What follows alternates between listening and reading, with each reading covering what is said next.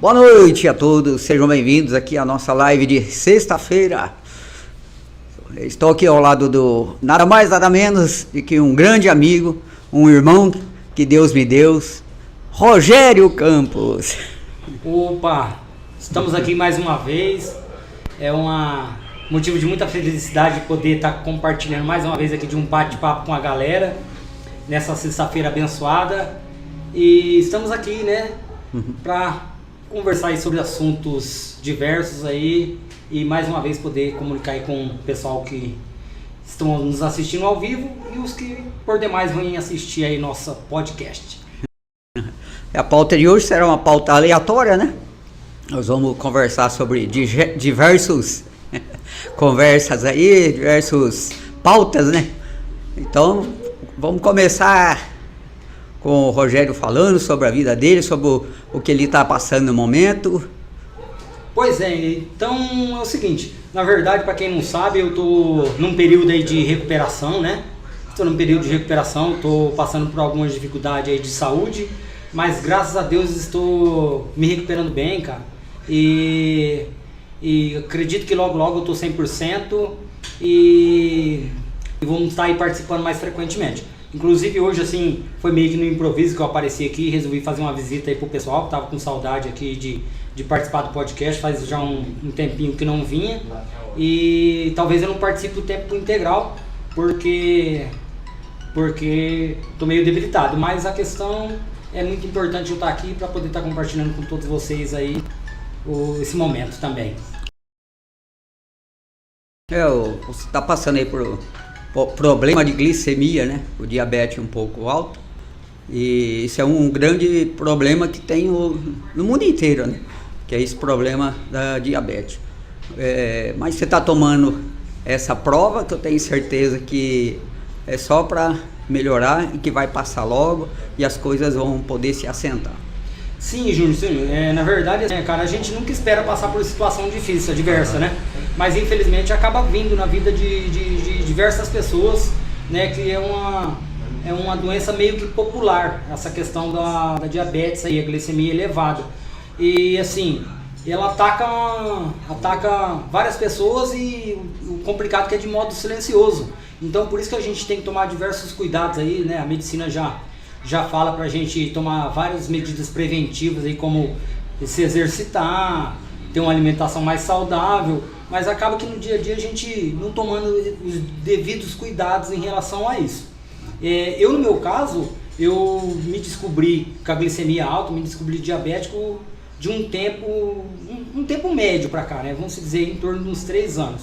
Depois eu tive uma leve melhora, acabei por me descuidar, acabei não acompanhando medições, e agora eu tive um pico aí, cara, recentemente tive um pico, e o problema é que ela é uma doença que acaba prejudicando outros setores, né, prejudicando outras doenças, assim por dizer.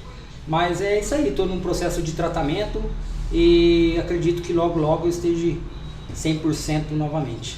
A medicina ainda, ela luta muito, né, com essa questão, né, da glicemia, né?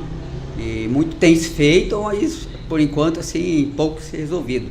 É mais uma questão pessoal, né? E uma luta para poder controlar isso, né? Sim, Júnior, eu dei bastante, pesquisei bastante, né? A diabetes, na verdade, pode acontecer por diversos motivos.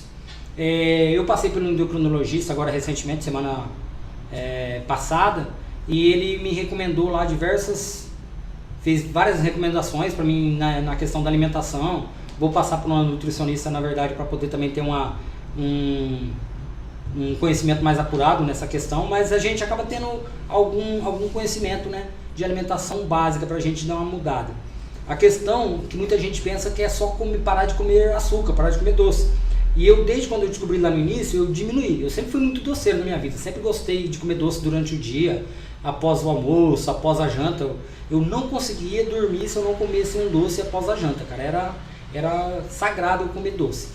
Aí depois, quando eu descobri isso há 3 anos atrás, eu já dei uma cortada muito grande na questão do açúcar. Inclusive café mesmo, eu acabei tomando o hábito por tomar café sem açúcar. Comecei a ter, tipo assim, naturalmente, hábitos mais saudáveis. Porém, o açúcar, cara, ele vem também da fonte de carboidrato.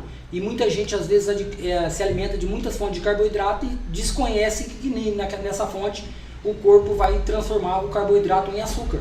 Que é o caso, por exemplo, aí dá uns exemplos básicos. Batata, quem gosta de batata, eu amo batata cozido, batata na carne. Então você está comendo, teoricamente, uma alimentação saudável, mas quem tem diabetes, ela acaba sendo uma fonte de energia que prejudica essa questão. Outro exemplo é o arroz branco, que faz parte do nosso cotidiano no dia a dia, o arroz, né? A gente acaba não se vendo ter alimentação sem arroz, mas é outra fonte também que ela é muito rica em carboidrato. Então assim, dei 2 exemplos aí, mas tem diversos alimentos que acabam o corpo transformando em açúcar e prejudicando essa questão da glicemia aí, que o corpo não consegue eliminar esse açúcar aí e acaba prejudicando outras partes do corpo também. A questão da alimentação, cara, é uma coisa dolorosa, né? Porque às vezes fica com vontade e saciedade de comer alguma coisa que possa saciar, né? Aí isso é um pouco complicado, né? É complicado, Júnior, vou falar a verdade pra você, eu sou glutão, cara. Eu tenho tido agora, tô sendo bem regrado, cara. Tô comendo, e até que eu criei gosto pelo arroz integral, alimento mais saudável, tô comendo bastante folhagem, verdura, legumes. Então, assim, até que criei gosto. Eu, na verdade, eu nunca tive dificuldade de comer, pra comer. Sempre comi de tudo. E o problema acabou sendo esse, que eu sempre comi de tudo. Gostei de alimentos, às vezes, não tão saudáveis. Durante o período que eu trabalhava mesmo no centro também de motorista, então, às vezes, não tinha tempo para vir almoçar em casa, acabava comendo salgado, fritura durante o dia, várias vezes na semana. E isso daí acaba também prejudicando. Mas eu, naquela época, talvez eu não tinha tanta deficiência, assim, não percepção de que minha glicemia estava alta, porque eu praticava muito esporte, cara. Antes de trabalhar eu pedalava, eu corria, fazia academia, então eu fazia exercício 6 vezes na semana. De segunda a sábado eu fazia exercício, seja lá corrida, seja pedalada ou fosse academia. Então você acaba eliminando, né? Acaba eliminando. Aí depois da pandemia, cara, acabei ficando sedentário, vendi minha bicicleta. Foi uma das coisas que eu fiz que eu me arrependi de ter vendido minha bicicleta, porque acabei ficando sedentário e acabou também isso pesando para essa elevação da glicemia. Então, assim, é importantíssimo também a gente às vezes tirar um tempinho para conseguir fazer um exercício, né? Seja lá uma caminhada na manhã ou à tarde. A gente acaba sempre procrastinando em tudo, mas meia horinha que seja no começo. Tá, aqui o Clébio tá aqui nos bastidores, ele faz frequentemente exercício, corrida, e sabe o quanto que isso é benéfico e prazeroso, porque é difícil a gente começar a fazer exercício, porque depois quando a gente já tá ali no decorrer da atividade, a gente cria gosto, é bem interessante. E a gente fica até com outra disposição, até pro rendimento de trabalho no dia a dia. Esse exercício é uma coisa que eu não faço, mas é essencial, né? Mas você teve uma passagem lá pela Grande Londrina, conta pra gente como é que foi aquela experiência de dirigir aqueles busão numa cidade que tem umas ruas tão apertadas. Então, Júnior, foi uma experiência muito boa, cara. Tipo, na verdade eu trabalhei lá, foi uma experiência, eu agradeço muito a oportunidade de ter trabalhado lá. Eu entrei que estava num momento bem difícil na minha vida financeiramente, desempregado, fazia bastante tempo que eu estava procurando emprego e não conseguia, e aí eu entrei lá. Tive a oportunidade, trabalhei lá por 4 anos, mas chegou um período que ficou muito difícil, que eu fiquei muito estressado, que eu não estava tendo tempo, cara. Eu estava tendo uma vida social, não estava tendo vida social, porque eu estava trabalhando na Grande Londrina, na CLT, e eu tinha montado um comércio, um barzinho de sociedade com um amigo. Então, assim, meu tempo era escasso demais. E ainda consegui encontrar tempo, nessa época eu estava muito ativo na questão de exercício. Eu estava competindo em corridas, bicicletas, pedal, estava por diversas cidades, fui em vários locais participar de algumas provas, então não estava sobrando tempo para nada. E eu peguei pandemia, peguei Covid na pandemia, logo no primeiro ano. Eu não sei qual o motivo que fez eu ficar diabético, porque Também tem amigas minhas que trabalham na área da saúde, uma enfermeira que ela me falou que a Covid deixou em diversas pessoas vários tipos de sequela. Diabetes pode ser uma delas, né? É uma desconfiança, não é nada que a ciência confirma. Mas eu estava vendo alguns vídeos, alguns estudos de médicos da área que dizem que o estresse ele afeta diversas áreas do corpo. Tem gente que infarta por estresse, né? Ataca o coração. Tem gente que ataca o cérebro, que daí tem AVC por questão de estresse. E tem gente que afeta outros órgãos, e um deles pode ser o pâncreas, que para de produzir insulina. Eu fiquei bem estressado naquela época, cara, minha mente andava até bugada. Então assim, daí eu tomei a decisão de sair de lá, que estava um período também meio complicado da administração da empresa, que eles estavam atrasando o salário e tudo. Mas assim, trabalhar lá em si, no ônibus, é muito interessante, é gostoso. Apesar de ter essa questão que você falou, ruas apertadas, principalmente nos bairros, as pessoas estacionam os carros às vezes em frente ao bar, em qualquer lugar, ruas apertadas onde o ônibus não passa, então o horário é bem curto para você fazer a determinada linha, principalmente nos horários de pico, né? Mas assim, é uma experiência bem gostosa e é um serviço que eu gostei. Inclusive, daí depois, posteriormente a isso, eu fiz um teste numa nova empresa, passei nos testes, todos os testes, a empresa era bem rigorosa com relação a testes, vários tipos de testes, eu passei em todos e fui reprovado justamente nessa questão da glicemia. Isso foi em janeiro do ano passado. Estava um tanto elevada e aí eles pegaram e não pôde me contratar por causa da questão que o médico reprovou. Na questão da pandemia, o mundo mudou muito da pandemia para cá, né? E poucas pessoas, algumas pessoas acham que está tudo normal, mas na realidade a gente vê que não está normal. Porque se você for nos postos de saúde, você vê que a pandemia mesmo, ela tem um problema sério com AVC, com infartos. E aí, isso aí, depois da pandemia, houve uma explosão desse tipo de problema, né? E também relatar que na época da vacinação, quando a época do prefeito atual aqui de Londrina, Marcelo Bellinati, foi referência para o mundo inteiro o sistema de vacinação daqui de Londrina, né? Talvez você se recorde.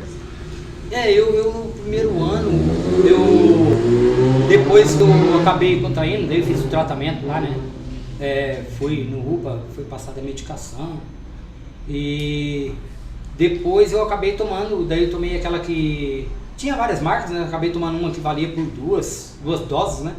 Acabei tomando, depois eles fizeram a sequência lá de novas doses, e acho que até hoje, né, tá tendo, mas devido ter diminuído muito os casos de Covid, acabou não tendo mais tanto assim, vamos dizer, apelo por parte do Ministério da Saúde, né, para pessoas continuarem tomando. Mas acredito eu que muita gente foi afetada e mudou muito a vida de muita gente na questão de sequela. Infelizmente, foi uma doença que veio, uma patologia que veio, que afetou muita gente negativamente, né? Isso é verdade. E agora, quando você continua no transporte aí como Uber, como é que é essa tua relação com a clientela? Como que é trabalhar como Uber? Júnior, falar a verdade, eu gosto do transporte, né? Eu sempre trabalhei, inclusive, né? Para quem não sabe, eu trabalhei na empresa do Júnior, trabalhei na Artipel lá. Na Artipel. Artipel. Eu tô meio que confundi aqui com a Arte Parede. A Arte Parede é a patrocinadora do nosso podcast aqui. Tá aqui algumas das artes que eles fazem aqui. E acabei confundindo, né? Arte Parede e Artipel. Tudo aí dos nossos amigos. Todas as artes aí. E então desde aquele período, cara, eu já tinha trabalhado antes, na verdade, com um setor de... Tá na rua, de entregas, né? Trabalhei com entregas de lanches, entregas de pizza. Então eu sempre trabalhei majoritariamente, o meu período de trabalho sempre foi na rua. Eu Morumbi em 1981, pela primeira vez. Nossa Senhora. Meu pai deu de aniversário para mim, fui no feriado do dia 15 de novembro. Assisti Londrina e São Paulo e Corinthians. Mas o São Paulo já estava classificado e empatou só com o Corinthians. Mas eu fui no Morumbi com esse senhor que está aqui do meu lado, que ele não conhecia o Morumbi. Aí pegamos o carro aqui e nós fomos lá para São Paulo, deixamos o Gerson e a Silvana na casa dos parentes deles. Foi eu e esse cidadão pro Morumbi de busão. Saímos lá do bairro chamado Ermelino Matarazzo. Olha a loucura. Fala aí como é que foi essa experiência, meu querido Rogério. Ô, Júnior Gava, realmente, meu amigo, foi uma experiência inesquecível. Não tem como não ter sido, né? Comigo é sempre diferente as ocasiões, as situações. A gente foi muito fixe, foi um jogo que eu me lembro bem marcante também pela questão do campeonato. Foi o último campeonato brasileiro que o São Paulo ganhou. E ele foi campeão aquele ano, né? Foi campeão aquele ano. A gente foi no penúltimo jogo, era o último jogo em casa, no Morumbi, e o São Paulo precisava de uma vitória. E eu me lembro que o jogo ficou 1-1. Foi. Gol contra o Fluminense, gol do Washington, Coração Valente. E o São Paulo, não me recordo quem fez o gol, cara. Não me recordo quem fez o gol. Eu me lembro que ficou 1-1, o estádio completamente cheio, 72 mil pessoas. Quem comprou o ingresso pra gente antecipadamente foi o Gerson, lá de São Paulo. Primo do Gerson. Primo do nosso Gerson aqui, primo do nosso Gerson, apresentador do nosso podcast, Gerson Cândido. Hoje ele está ali nos bastidores. Eu cheguei, eu lembro que a gente chegou, já fomos sentar lá onde fica as Dragões da Real. Aí a gente tava lá antes de entrar, aliás, pro estádio, nós demos de cara com quem? Com a torcida Independente, que é a pior torcida da cidade de São Paulo. As gays viões não chegam nem perto. Então, aí nós chegamos lá, o cara da Independente, a primeira coisa que ele fez foi olhar para um moleque que tava de brinco lá, e ele falou assim: se eu achar você lá na laranja, que era o setor laranja, eu vou te dar umas porradas se você tiver com esse brinco lá ainda, né? Ele pegou e tirou o brinco na hora, né? Ali pronto, ali eu já tremi, né? Aí eu, né, falei assim: não, hoje vai ser morte, não vai ter jeito.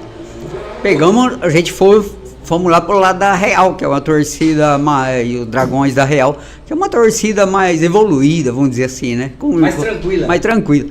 Chegamos lá, o cara foi expor aquela bandeirona da Dragões da Real, já pisou nas minhas costas, eu já tive... eu falei assim: não vai dar certo isso aqui, né? E depois o resto você vai contar pra gente o que aconteceu. Porque...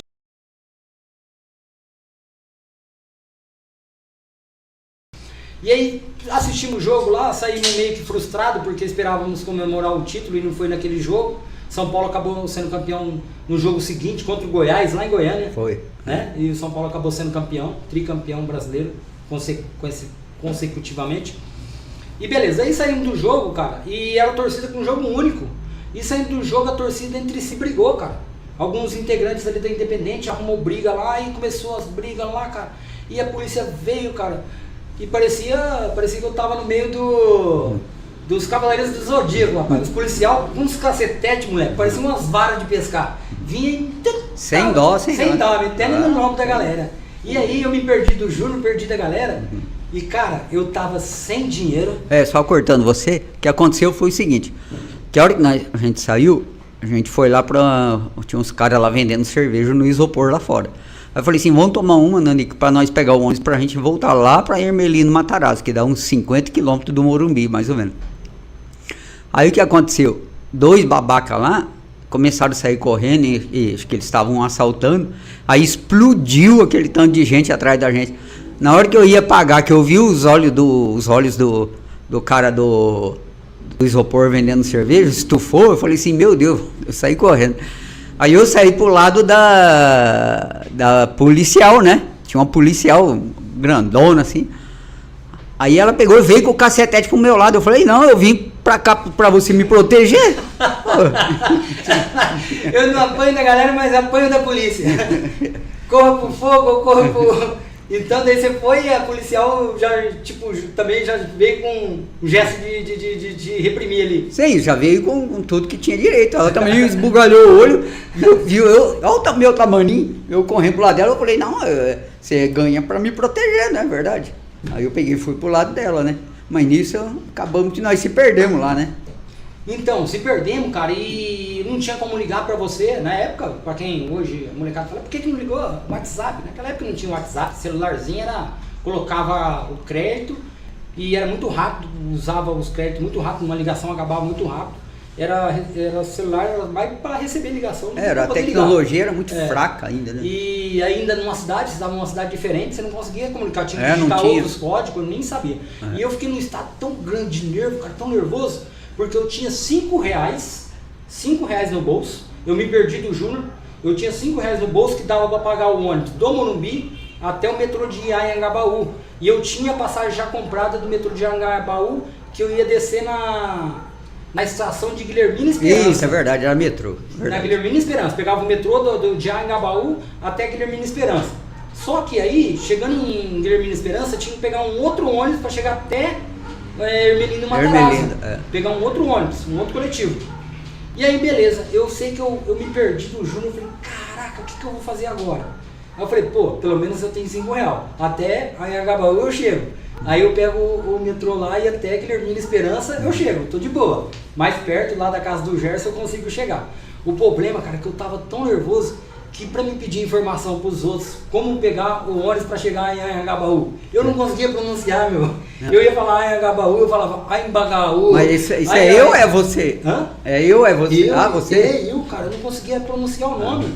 E as pessoas ali, tipo, falar pra você São Paulo, ninguém para dar informação, aquela correria louca. E eu querendo pedir informação e não conseguia pronunciar a estação que eu precisava ir. Até que passou um ônibus, cara. Veio o ônibus, que luz. Foi pra mim, foi a Porta da Esperança, a hora que abriu aquele ônibus, chegou e parou. O ônibus estava tão lotado, o motorista pegou e falou, não cabe, vai no próximo. Eu falei, eu vou nesse, nem que eu fosse surfando em cima do ônibus, nem que eu entrar pela escotilha. Aí eu entrei assim, apertado, o ônibus cheio. Beleza, aí eu peguei e fui, consegui chegar em Anhangabaú, desci lá no ônibus e essa estação estava fechada, cara. Eu lembro que essa estação estava fechada, daí tive que caminhar até uma outra estação, se eu não me engano, a da Sé. Não sei se a Sé tem estação, não me recordo muito bem. Eu sei que estava indo assim, aquele monte de gente assim, torcedores, né? Os torcedores indo para a estação. E eu dentro do ônibus eu tinha comentado, porque teve gente falando, São Paulo empatou, não ganhamos, não sei o que, eu tenho que ir embora agora, eu moro lá em Guaianazes, eu moro não sei na onde, tô longe de casa. E eu peguei, boca aberta, fui comentar, falei, vocês estão reclamando, eu que tô aqui em São Paulo, sou lá do Paraná, e eu tenho que ir embora hoje, tô perdido e ainda amanhã cedo eu tenho que trabalhar, que era na segunda-feira. E eu peguei e falei, putz, só que eu boca aberta... Os caras falaram, você tá fudido mesmo. Os caras falaram, tá fudido mesmo. E aí, Júnior, uns caras lá mal intencionados, pá. A hora que descemos do ônibus e tava fechada essa estação, eu sei que daí tava um grupo assim, o cara falou, mas tá perdido, vamos por aqui, ó, cara, aqui é mais perto. Eu peguei e falei, o quê, mano, esses malandros já estão premeditando, já me assaltar, pô. Porque eu vou deixar de ir, quando nós tá indo no fluxo aqui pra ir com dois caras querendo me levar pra cortar a camiseta. Jamais, eu falei, não, irmão, obrigado, mas eu vou por aqui mesmo, onde tá o fluxo. Fui e tal, sei que cheguei, a hora que eu entrei no metrô, cara, falei, cara, agora eu desço em Guilhermina Esperança. A hora que eu cheguei lá no metrô Guilhermina Esperança, eu falei, como que eu vou fazer? Não tem R$1, eu vou pedir dinheiro pros outros, pra me pegar esse novo ônibus e descer lá em Hermelino Matarazzo. Chegando lá em Hermelino Matarazzo, eu tinha dado uma volta lá no bairro, eu conseguia chegar na casa do Gerson. O Gerson lá de São Paulo. Aí, o que aconteceu? Eu peguei, cheguei e falei, pô, agora desci, vou pedir dinheiro pros outros. Cara, a hora que eu vejo o pai, chegou o pai e a mãe. Ai, cara, esse cara é uma luz na minha vida. Você chegou junto com a turma do que... Cheguei junto com a turma lá e o pai e a mãe, meu Deus, esse cara tem uma história de salvação. Eu acho que Deus, quando ele nasceu, falou, vai ser anjo da guarda do Rogério, porque o Rogério vai aprontar muito na vida e você vai ser anjo da guarda. A hora que eu cheguei, tava lá o Gerson, cara. Não o Gerson lá de São Paulo, o nosso Gerson aqui, o Gerson Cândido. E ele tava lá no metrô de Guilhermina Esperança, ele e a Silvana me esperando, velho. Cara, foi uma felicidade tão grande ver ele, cara, que eu falei, meu Deus, não acredito, velho. Minha salvação tá aí, pô. Nossa, aí eu lembro que eu pulei a catraca, saí da catraca da roleta assim, saí pra fora da estação, e eles estavam lá esperando eu de carro. Cara, que felicidade, velho. Rapaz, eu paguei R$70 naquela época, R$70, isso foi em 2008, por 2008, exatamente. Eu paguei R$70 de táxi, que São Paulo é malandro, né, cara? Lá os caras perto do Rio de Janeiro, é tudo esperto. Aí vem nós falando porteira, chegando lá... R$70, eu tava nervoso, eu falei pro cara, velho, pelo amor de Deus, eu me perdi do meu amigo, eu sou lá do Paraná, eu tô lá em Hermelino Matarazzo. Quanto você vai me cobrar para levar até o terminal lá? Eu acho que era como é que chama o terminal lá que você desceu? Era lá perto de Hermelino. Exatamente, porque na verdade a estação de metrô de Guilhermina Esperança, atravessa assim, tem tipo uma passarela que já sai no terminal de ônibus. Já sai na estação de ônibus. Aí eu falei, eu tava nervoso, né, cara? Eu tava muito nervoso. Falei assim, meu Deus do céu, eu tô com R$70 no bolso, o que eu vou fazer? Era para o dinheiro para mim voltar praticamente, né? Eu falei assim, eu vou... voltar de ônibus, uma cervejinha que você paga pra nós? Uma cervejinha, aquela coisa toda. Falei assim, o dinheiro tem que abastecer o carro para voltar e coisa e tal.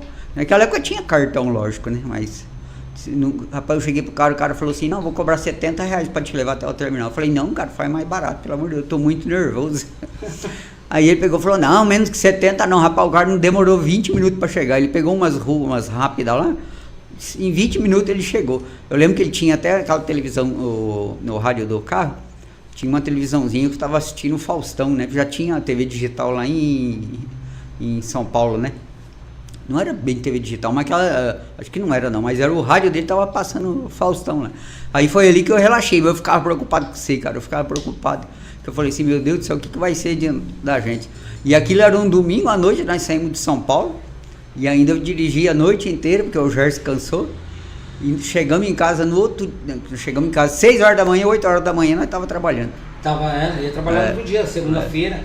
E o Júnior, pra você ver, né, como que, tipo assim, tem gente oportunista, o cara já colocou pra te levar na corrida, já colocou preço fixo, claro, né? Claro. Te colocou preço fixo, porque ele viu que você era turista, era de fora, tava desesperado ali, e ele pegou e falou, opa, minha oportunidade de dar uma pescada aqui num Vare Night. Mas aí que eu falo, né, cara, tem pessoas e pessoas, né, tem gente que se sensibiliza com a dificuldade do outro, enquanto tem outros que são oportunistas, acabam querendo lesar mais ainda. E você lembra, quando eu corri pro lado da policial, você subiu em cima de um caminhão que tinha lá, aqueles caminhão que só tem a parte de baixo de madeira, para carregar madeira, tora, essas coisas, era um tipo daquele caminhão.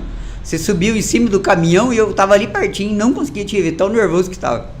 É verdade, não tinha nem lembrado disso. Eu subi num caminhão lá na hora da muvuca lá, eu peguei e falei, pô, tem um caminhão ali de...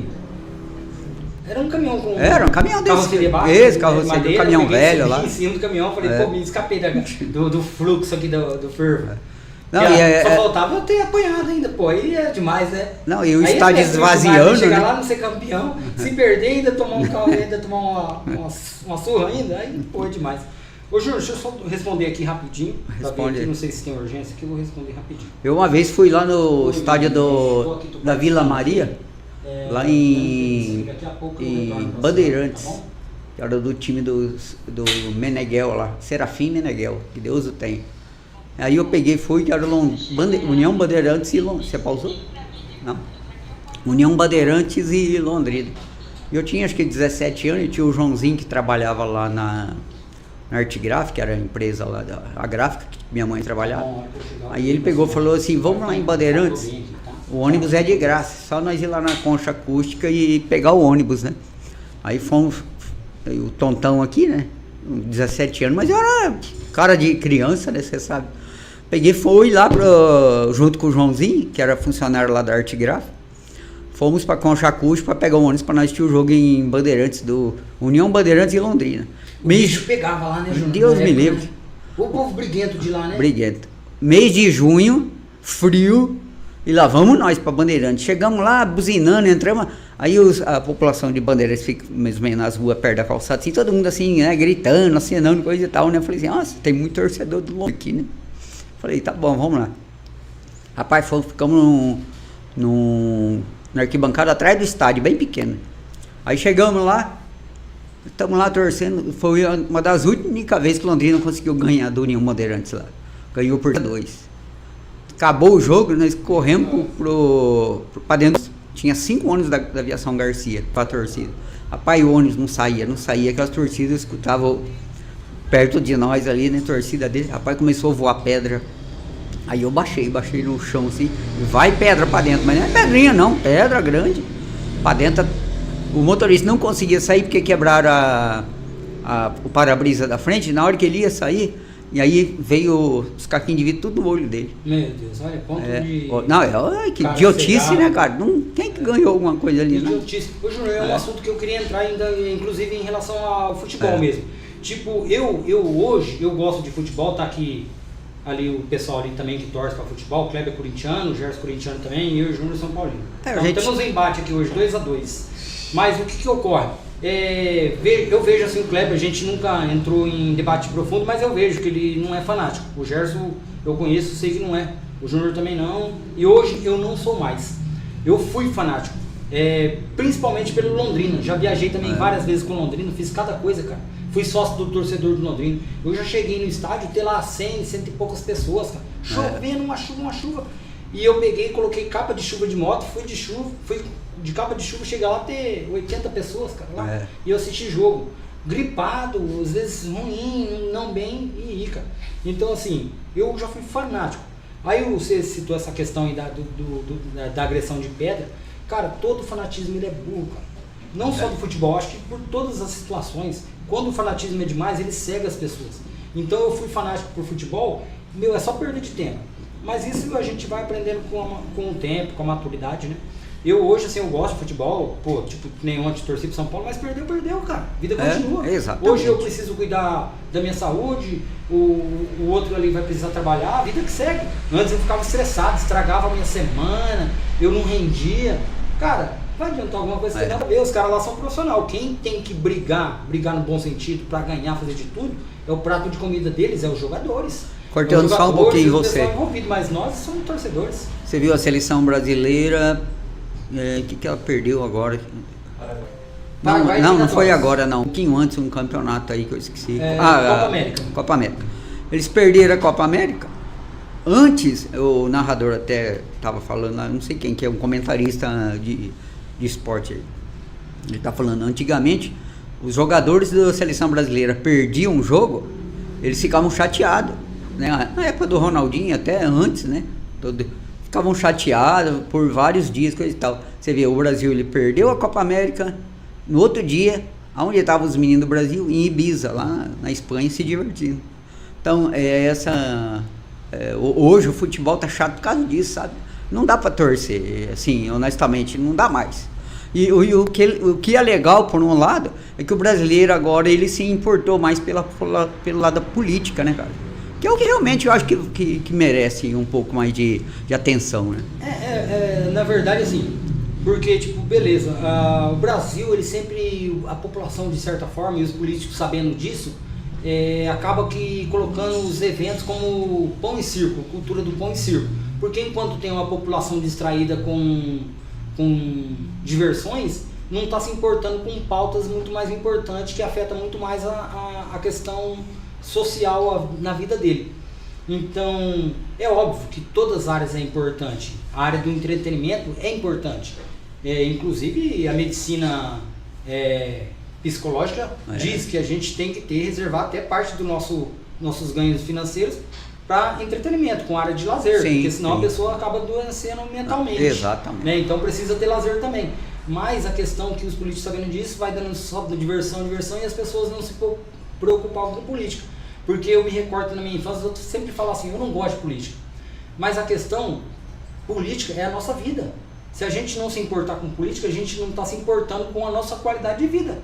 Porque vai impactar na saúde pública, vai impactar na educação, na segurança, alimentação, em tudo.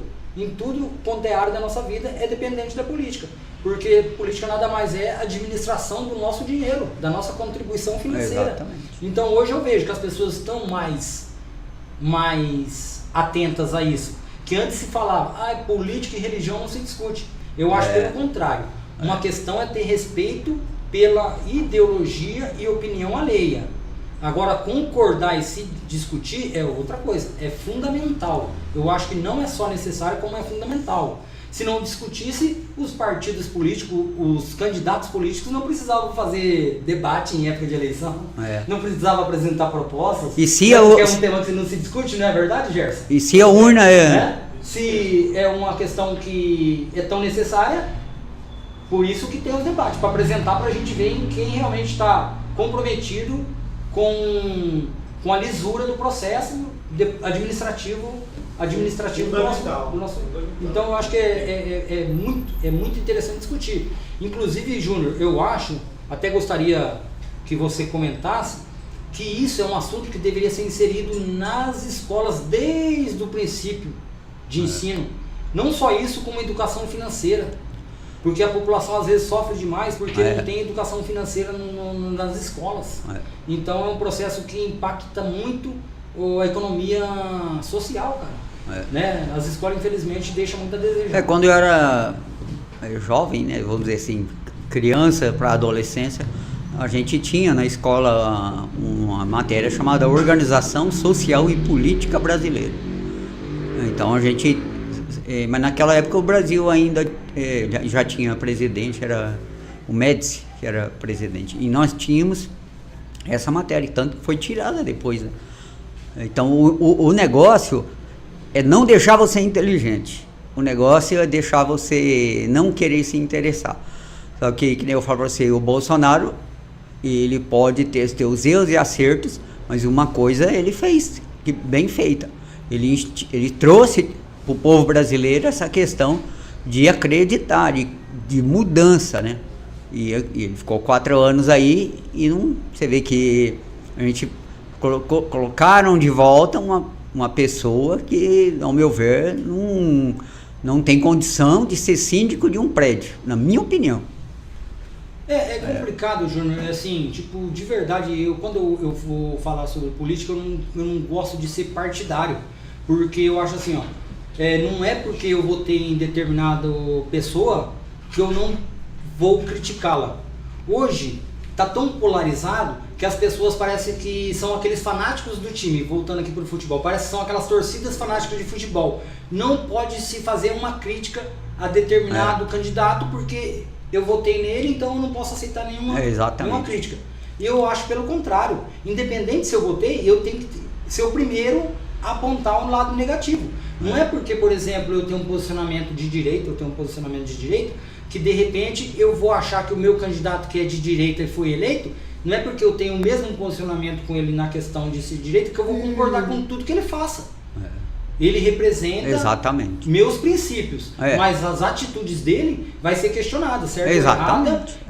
Certa vai ser aplaudida, errada vai ser questionada, tem que ser cobrada. Ele acertou em muitas coisas, o Bolsonaro, mas errou, principalmente uma que ficou bem registrada e que talvez derrubou ele na questão da urnas, foi a questão da pandemia, né? Que ele brincou com às vezes tinha famílias, né, que perdeu pessoas ou que estavam em situação já de risco, e ele fez aquela brincadeira, mas é falta de maturidade, né? Na verdade, o jeitão dele grosseiro, não que ele seja uma pessoa ruim, o jeitão grosseiro de se expressar, cara. Às vezes é muito difícil porque, às vezes, mesmo você explicando de uma forma bem minuciosa certos assuntos, tem pessoas que não estão propensas a entender, né? Então, pessoas que já têm dificuldade de entendimento. Então, quando você fala de uma forma mais grosseira, a pessoa ela tapa os ouvidos de forma espontânea, ela bloqueia a mente dela para não fechar, para não entender mais nada. O que vai passar ali é só o ódio. E se ela tem aflorado o ódio, ela já não entra mais nada na mente dela. A mente está blindada a não querer te entender mais.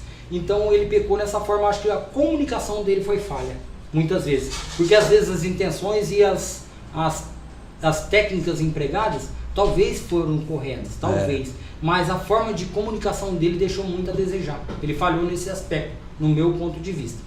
Mas o que eu entendo sobre a questão de política, Júnior, eu acho que além de ser um problema das peças políticas que são colocadas nesse tabuleiro, né, político, seja desde o mais alto escalão lá, que é o presidente, governador, senadores, deputados e tudo, eu acho que o grande problema também é social, cara.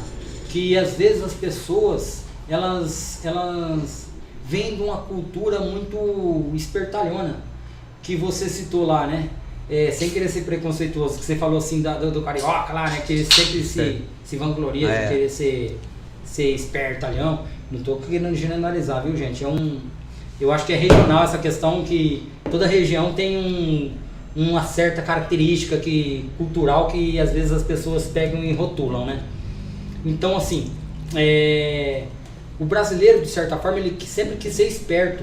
E o seu esperto, às vezes, vamos se dizer, ser corrupto. Mesmo no aspecto pequeno de ser corrupto. Quando é algo que o beneficia, ele acha que ele está sendo esperto. Mas se outra pessoa fazer exatamente a mesma ação dele e o prejudicar, ele vai achar que o cara é corrupto. Ele não vai mais rotular a pessoa como esperto. Ele não vai falar, pô, o Gerson foi esperto, hein? Ele vai falar, o Gerson foi corrupto, o Gerson foi pilantra. Ele vai taxar de nomes pejorativos. Mas se ele fizer a mesma atitude que o Gerson fez e ele se beneficiar, o que vai falar? Fui esperto, tomei vantagem sobre isso, fui esperto. Então, infelizmente, é uma cultura brasileira que a gente está bem atrás de outros países aí, né? Eu não fui para fora, mas a gente vê vários relatos de pessoas falarem, ver reportagem. Eu vi até uma reportagem uma vez que o metrô na Suíça estragou e as pessoas passavam e deixavam o ticket ou o valor financeiro em cima da catraca da roleta do metrô. Cara, de verdade, vamos ser sinceros. Se acontecer isso no metrô brasileiro, uma pessoa honesta chega e põe o valor ou o ticket em cima da catraca da roleta e passa, o próximo vai passar e pegar o dinheiro, cara. Vai passar. Vai passar e vai pegar o dinheiro, é cultural. É Infelizmente cultural. está na nossa raiz a gente ser espertalhão, cara. E só que o problema é o seguinte, a gente tem que falar de forma coletiva, não querendo generalizar, porque eu estou falando de forma coletiva, mas não generalizando, porque tem muita gente honesta. Mas eu digo, a gente precisa melhorar, porque quando é algo pejorativo, a gente fala, não, eu não sou. Se você for fazer uma pesquisa de quem é honesto, 100% é honesto, ninguém vai falar eu sou desonesto. E eu tenho uma tese comigo que não existe ninguém 100% honesto, porque a gente precisa provar a honestidade a cada ocasião. Como tem aquele ditado que a ocasião faz o ladrão, a gente precisa provar a honestidade a cada desafio. Surgiu um desafio aqui, você tem que resistir àquela tentação e fazer o que é correto. Então você conseguiu cumprir aquela missão naquele momento. Vai vir novos desafios? Vai vir. Talvez você a proposta não foi o suficiente para te corromper.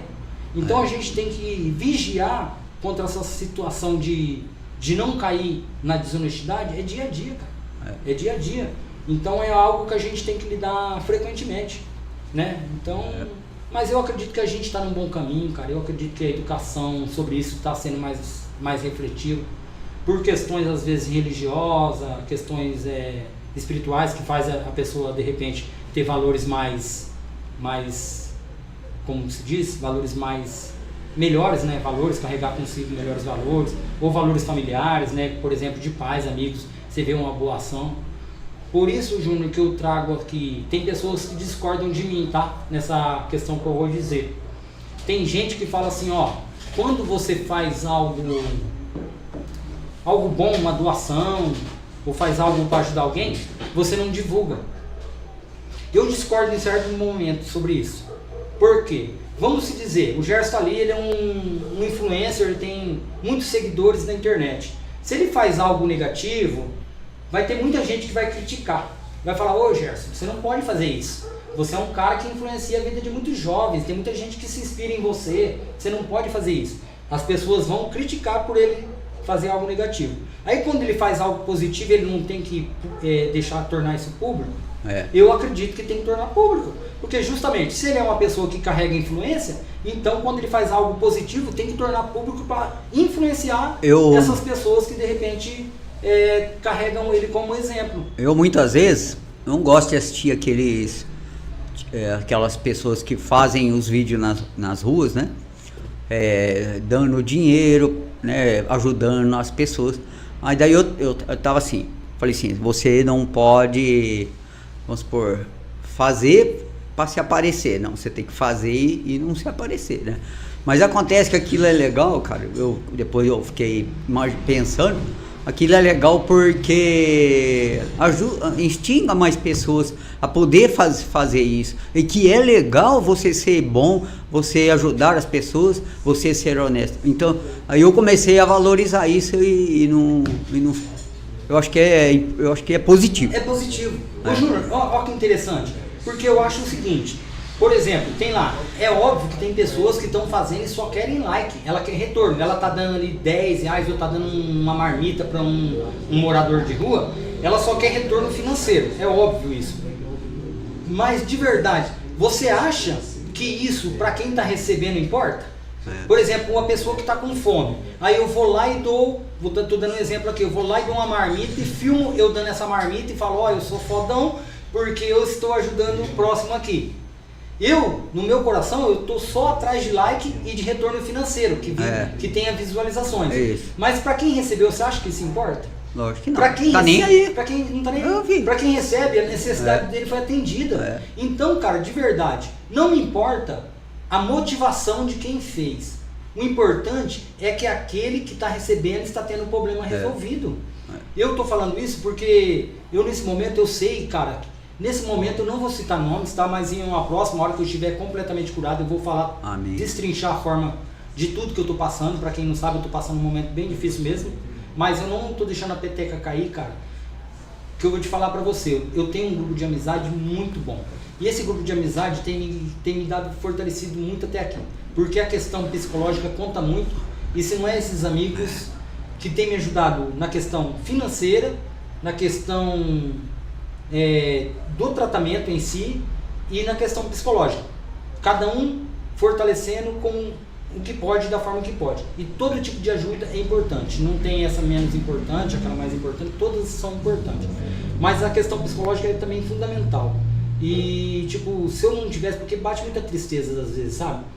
Porque, graças a Deus não, mas a princípio meu diagnóstico estava uma grande possibilidade de eu estar com câncer. Graças a Deus foi descartado isso. Amém. Amém. Glória a Deus. Amém. Louvado seja o nome de Deus. Amém. E graças a Deus eu não estou, cara. Já foi motivo de muita felicidade. Não está sendo fácil? Não está sendo fácil. Mas esse fardo está sendo dividido. Eu sinto que esse fardo está sendo dividido, cara. Primeiramente com Deus e depois Deus se manifestando fisicamente através dos meus amigos. Grande parte dos meus amigos. Eu sinto muita gratidão mesmo. É só para salientar, eu falo para você que a nossa turminha tem muito amor, viu? Um pelo outro. Então, Júlio, por isso que eu digo, eu tenho certeza que não, porque todos que estão aqui participando disso, não citou para ninguém, tá fazendo por amor a mim. De verdade, eu sinto muito amado, me sinto muito querido. Tem gente que fala que eu sou amado, que eu sou um cara que eu tenho energia boa. E hoje, nessa dificuldade, eu consigo perceber que é verdade, porque o que estão fazendo por mim é indescritível, realmente emocionante. E assim, mas mesmo que algum, estou só levantando uma hipótese, tá? Eu afirmo que não. Mas mesmo se alguém dessas pessoas estivesse fazendo por aparecer, para mim que estou recebendo não importa, porque eu estou sendo ajudado. Então é aquilo, cara. O que a gente puder ajudar, e a gente sempre pode. Logo você vai estar aqui de volta, dando teu testemunho, mostrando a vitória, né? Sim, eu quero compartilhar porque conhecimento, cara. O Rogério tá bem melhor hoje. Graças a Deus. Tá corado? Ele tá melhor do que nas primeiras edições. O bicho tá 100%. Vamos melhorando aqui também na... Pessoal, vocês estão vendo aí um pouco aqui na luta. O áudio tá perfeito, mas tá indo com um atraso. Então, assim, tá tendo um pequeno atraso, o pessoal tá comentando. Mas de resto tá sensacional e a interação de vocês dois tá fantástica. Então, bora aí. A gente acabou de fazer 1 hora de transmissão, deixa eu ver aqui, um pouco mais, falta pouco para 1 hora. Aí é com vocês. Vocês estão no comando, fica à vontade, só para atualizar só. Tem alguma pergunta aí dos bastidores ou da... Rapaz, eu acho que esse problema do áudio acabou inibindo as pessoas. Espera só um minutinho que eu vou abrir o estúdio aqui. Mais um momentinho. Eu não sei se é a internet que Rogério, eu queria saber agora, você passando por tudo isso e ficando muito tempo em casa, a gente analisa muita coisa, vê muita coisa, pensa em muita coisa boa, muita coisa ruim. Vem novos projetos, vem novas coisas, você tem alguma coisa já em mente? Qual é o futuro? Qual é o futuro do Rogério agora? Chegou a pergunta. O Clébio, muito obrigado pela pergunta, cara. É uma pergunta bem interessante. Tem sim, cara. Na verdade, quando a gente fica ocioso, a gente reflete muito. E na verdade é uma variação muito grande de humor nesse período que às vezes você passa por dificuldade de saúde. Tem horas que você tem bastante dor, então daí já te leva ao inferno. Aí tem horas que você não está sentindo dor, consegue dormir um pouco melhor, daí você está no céu, você está tranquilo. Porque parece que são mundos paralelos. A hora que está com dor você não consegue raciocinar direito. Você tomando medicação para parar a dor e não consegue melhorar, melhora. Na minha questão, a glicemia não está baixando, mesmo eu fazendo aplicação de insulina, aí talvez você não vê resultado, daí bate uma tristeza. Por isso que é importante, domingo eu passei o dia todo lá na casa do Gerson com ele, a esposa dele e os amigos, é importante essa interação. Assim, hoje eu estou vendo, porque na verdade a gente espera que a melhora seja de um dia para o outro quando a gente está sofrendo alguma coisa. E a gente sabe que não é assim, mas só que na hora a gente não consegue refletir. Então eu estou vendo já um processo, dentro desse processo eu estou vendo melhora gradativa, estou tendo uma melhora já significativa. E os projetos que eu tinha, em algum momento tinha estacionado, ou não deixado morrer, mas tinha estacionado. Ah, não vai dar certo e tal. E isso me fez renovar, falar, não, eu vou lutar por eles novamente. A hora que eu ficar bem de saúde, eu vou lutar por eles novamente. Porque daí entra num assunto que aqui o podcast ele aborda de vez em quando, que é a área do empreendedorismo. E quando a gente descobre o empreendedorismo, é bem interessante, cara. É uma área muito legal. E eu tenho alguns projetos dentro do empreendedorismo. Eu descobri o empreendedorismo uma vez que eu comprei 30 bonés e saí vendendo na Saioquind. Parava nas lanchonetes, lojas de espetinhos, lanchonete, e oferecia boné. E a gente nem percebe que isso já é um processo do empreendedorismo, cara. Ter essa coragem, atitude e tudo. E é uma área que eu tenho vontade de voltar a planejar, retomar o planejamento, na verdade. Você já foi dono de bar, sim. Sabe de muita coisa relacionada à administração de negócio, principalmente a parte financeira, né? Que você ficava mais no administrativo, é isso? Isso, Gerson, lá eu cuidava bastante, sendo depois, a princípio eu cuidei bastante da parte operacional, do parte financeira, de compra, de ter controle financeiro dos gastos, né? E cuidar do que estava mais tendo saída para ter um estoque melhor, reposição, essas coisas.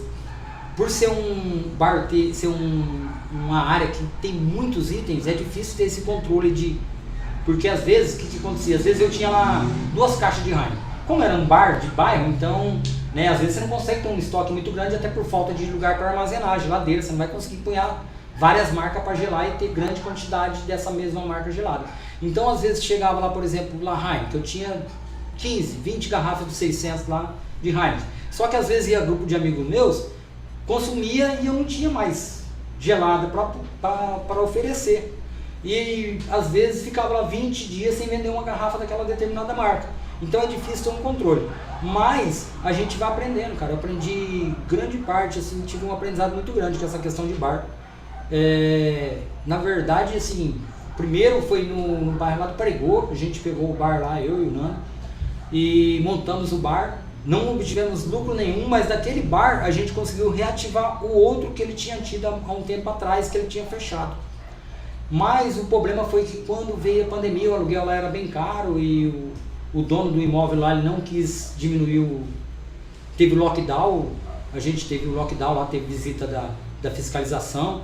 Eu me lembro que a primeira estágio de fechamento foi de 15 dias e durante esse período a gente continuou tendo custo, né? E sem ter receita, arrecadação, e ele não quis negociar a questão do aluguel, diminuir valor, fazer alguma manobra para poder tentar permanecer, e daí ficou impossível manter os dois. Como no segundo não pagava aluguel, daí a gente já tinha levado grande parte do lucro que a gente tinha tido, da movimentação que tinha tido desse primeiro bar, a gente reativou o segundo, já estava com estoque já estava funcionando, a gente decidiu ficar só com o segundo. Mas aí foi a pandemia que acho que muita gente, né, teve dificuldade, alguns se manteram, outros tiveram grande queda, outros fecharam, mas de certa forma, lá na frente, quando tudo passa, a gente acaba vendo que até os momentos difíceis, talvez são os que mais servem para a gente ter aprendizado, algo que vai te servir para depois, lá na frente. Quando você passa, você não entende, mas lá na frente você acaba descobrindo que teve algum significado e para alguma coisa serve. Essa é verdade. Bom, eu quero agradecer a presença de todos vocês, a presença do Rogério, meu irmão. Vai passar. Jesus está no controle de toda a situação. Não há nada onde ele não esteja, onde ele possa passar, e ele com certeza vai te ajudar e já está te ajudando. E amanhã depois você vai estar aqui dando aquela risada gostosa, aquela animação que todo mundo conhece. Então o Rogério é o cara que anima a gente, que é onde ele está, né? E essa turminha a gente gosta de estar junto. Então a gente né, faz o possível para que sempre a gente possa estar junto, animando, dando risada. E esse é o momento que a gente continua dando risada, porque nós acreditamos firmemente e que logo ele vai estar bem, né? Já está melhorando, já é uma revolução tremenda. Então eu quero agradecer a todos vocês que estiveram aqui nessa live. Um beijo no coração de todos vocês. E faço o convite, se quiserem vir aqui participar conosco, venham sentar na mesa aqui, bater um papo. O ambiente é bem descontraído, é legal. Um abraço para todos.